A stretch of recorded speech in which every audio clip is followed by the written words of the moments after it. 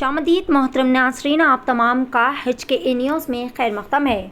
मजलिस इत्तेहादुल मुस्लिमीन के सरबराह व हैदराबाद रुकन पार्लियामेंट नखीब मिल्लत अलहाज बैरिस्टर असदुद्दीन ओवैसी ने BRS पार्टी की जानिब से ऐलान किए जाने वाले मंशूर पर अपना रद्द-ए-अमल ज़ाहिर किया। बैरिस्टर असदुद्दीन ओवैसी ने कहा कि CM KCR जो कि तेलंगाना रियासत की आवाम को राहत पहुँचाने के लिए कई सारे राहती व फलाही स्कीमात नाफिज करते हुए आवाम को राहत पहुँचा रहे हैं।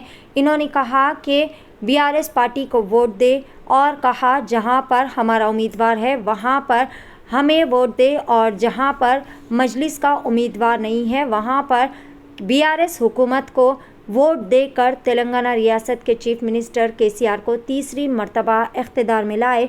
मज़ीद बैरिस्टर ओवैसी ने कहा कि BRS के मंशूर में शहरी इलाक़ों में महज 400 रुपये में गैस सिलेंडर फराहम किया जा रहा है। इससे गरीबों को काफ़ी ज़्यादा फ़ायदा पहुँचेगा। इसी तरह तेलंगाना रियासत के चीफ मिनिस्टर KCR की जानिब से न सिर्फ ख़वातीन, लड़कियों, नौजवान नस्ल, बेरोज़गारों और किसानों को हर तबके के लोगों को राहत पहुंचाने के लिए कई सारे मैनिफेस्टो में ऐलानात किए गए हैं। इस मौके पर बैरिस्टर असदुद्दीन ओवैसी ने फ़लस्तीन के बिगड़ते हुए हालात पर भी अपना तबादला ख्याल किया। आइए जानते हैं इस खुसूस में मुकम्मल तफसीलात। पेश है नुमाइंदा रिपोर्टर मोहम्मद रफ़ीक की HKA न्यूज़ के लिए यह खुसूसी रिपोर्ट। इसी तरह की मज़ीद ताज़ा तरीन ख़बरों से अपडेटेड रहने के लिए चैनल को लाइक करें, शेयर करें और सब्सक्राइब ज़रूर कर लें।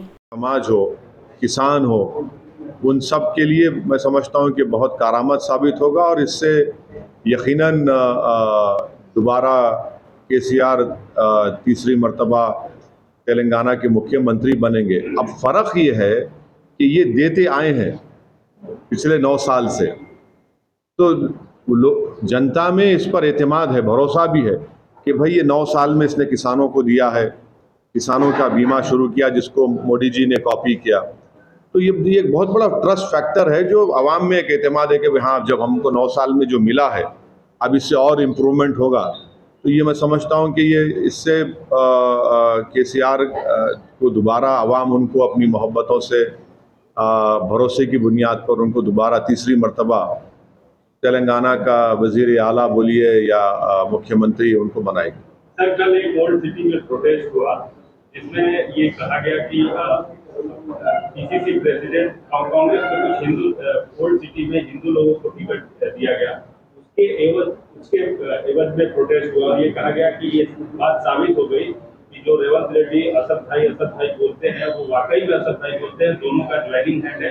इसीलिए ओल्ड सिटी में हिंदू लोगों को टिकट दिया है कांग्रेस ने। इस तरह का उसले भी जलाए गए। क्या कहना है? अगर रेवंत रेड्डी से आपने हाथ मिलाया प्रोटेस्ट। अब हम ये कहना चाहेंगे कि अभी उनके नेता आने वाले हैं दिल्ली से, 3-4 दिन तेलंगाना में गुजारने वाले हैं। वो तेलंगाना की जो डेवलपमेंट हुआ वो भी देखकर उनकी आंख खुल जाएगी कि अमेठी में जो नहीं हुआ वो तेलंगाना में 9 साल में हो गया।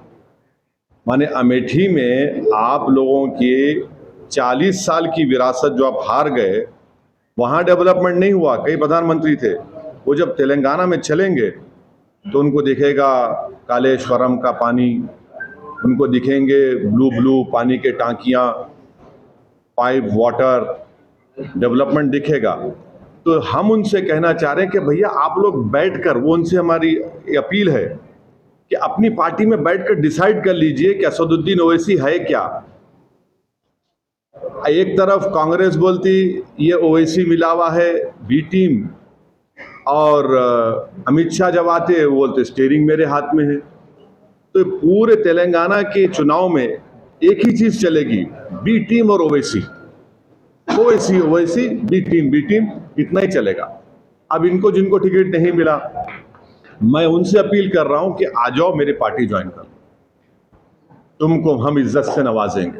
अब तुम्हारी पार्टी में तुम्हारी इज्जत नहीं है, और हम इससे एक बात साबित हो गई कि इनके पास कैंडिडेट नहीं है देने के लिए, और इलेक्शन में कोई भी लड़े, हम तो बोल चुके हैं उनको लड़ाओ ना भाई। तो इससे बात ये साबित हो रही है।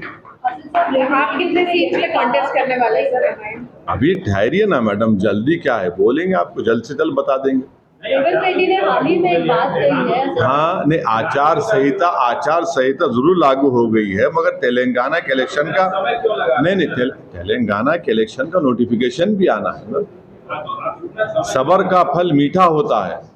अभी कभी देर से ना देर कोई नहीं है, कोई देर नहीं। आप आज की देखिए, मैं पहले से कह रहा हूं कि कोई भी पार्टी तेलंगाना की हो जो इलेक्शन लड़ रही है, उसमें MIM पार्टी वाहिद पार्टी है जो चुनाव के ख़त्म होने के बाद से ही इलेक्शन मोड में आवाम और जनता के दरमियान रहकर हमारे पार्टी के मेंबर्स काम करते आते हैं और काम कर रहे हैं। और ये हम पूरा उम्मीद है कि आवाम हमारे साथ है और रहेगी। सवाल सीटों का है, कितनी सीटों पे आप चुनाव लड़ रहे हैं? अरे अभी टाइम है ना, क्यों?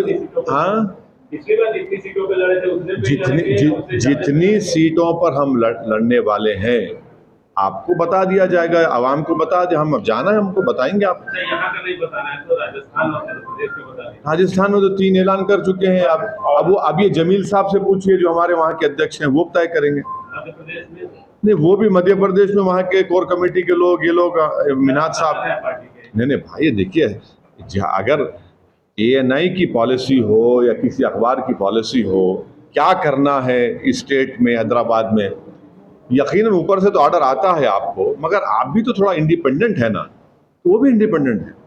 Sir, Israel